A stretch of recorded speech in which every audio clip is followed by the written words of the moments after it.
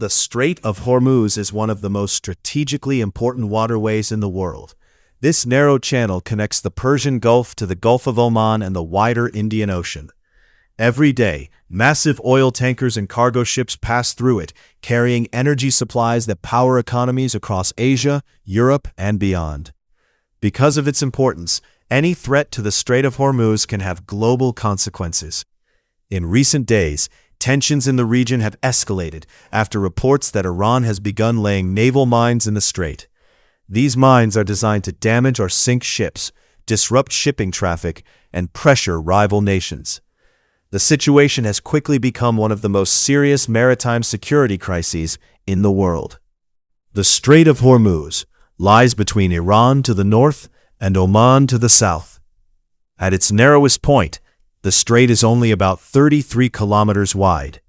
Within that space, ships must travel through designated shipping lanes that are only a few kilometers across. This geography makes the strait extremely vulnerable. A small number of mines, attacks, or military incidents can disrupt traffic for hundreds of vessels. About 20% of the world's oil and liquefied natural gas normally passes through this single waterway. That means millions of barrels of oil move through the strait every day. Countries such as Saudi Arabia, Iraq, Kuwait, Qatar, and the United Arab Emirates depend heavily on this route to export energy to global markets. If the strait becomes unsafe, energy prices can rise rapidly and international shipping can slow or stop. Recent intelligence reports suggest that Iran has placed naval mines in the Strait of Hormuz as part of a broader regional conflict. Sources familiar with the situation say around a dozen mines may have already been deployed in the shipping lane.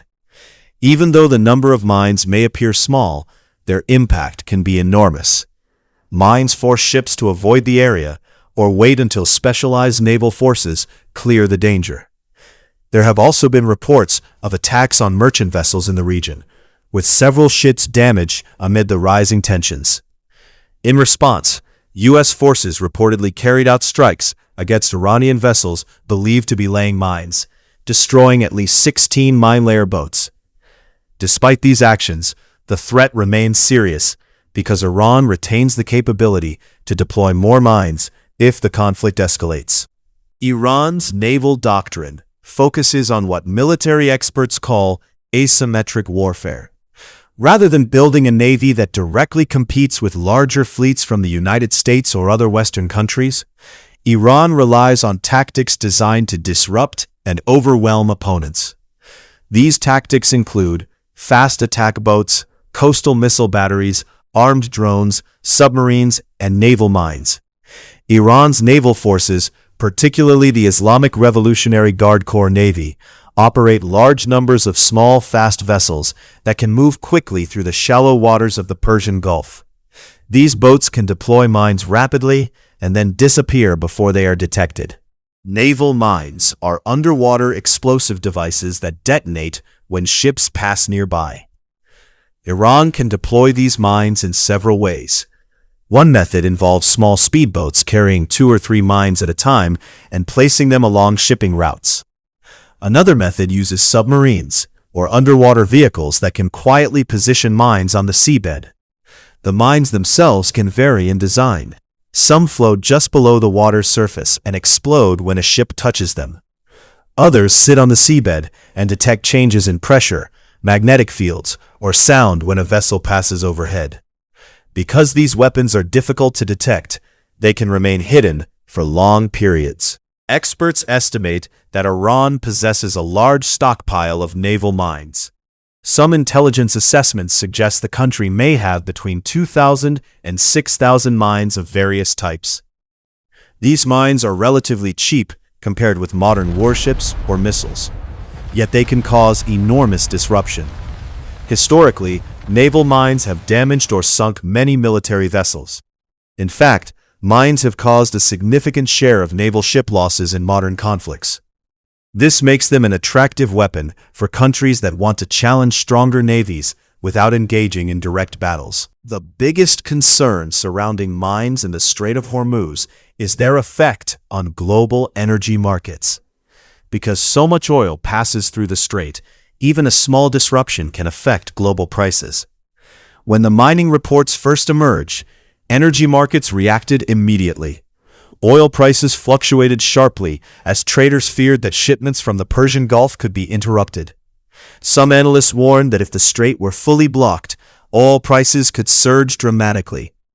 Even without a full closure, insurance costs for ships traveling through the region could rise significantly, discouraging shipping companies from using the route. If mines are deployed in large numbers, clearing them can be extremely difficult. Mine countermeasure operations involve specialized ships, helicopters, and underwater drones that search for and destroy mines. These operations take time and require careful planning. Even a small minefield can take days or weeks to clear safely.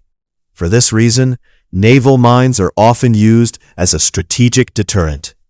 The mere possibility that mines are present can force shipping to halt until the area is confirmed safe. The Strait of Hormuz remains one of the most important and vulnerable waterways in the world. Recent reports that Iran has placed naval mines in the strait highlight the strategic power of this narrow passage. Even a limited mining operation can disrupt global trade, raise energy prices, and increase the risk of military confrontation. As tensions continue in the region, the international community is watching closely. The ability to keep the Strait of Hormuz open is not only a regional security issue, it is a matter of global economic stability. What happens in this narrow stretch of water can influence energy markets, international politics, and the balance of power across the Middle East.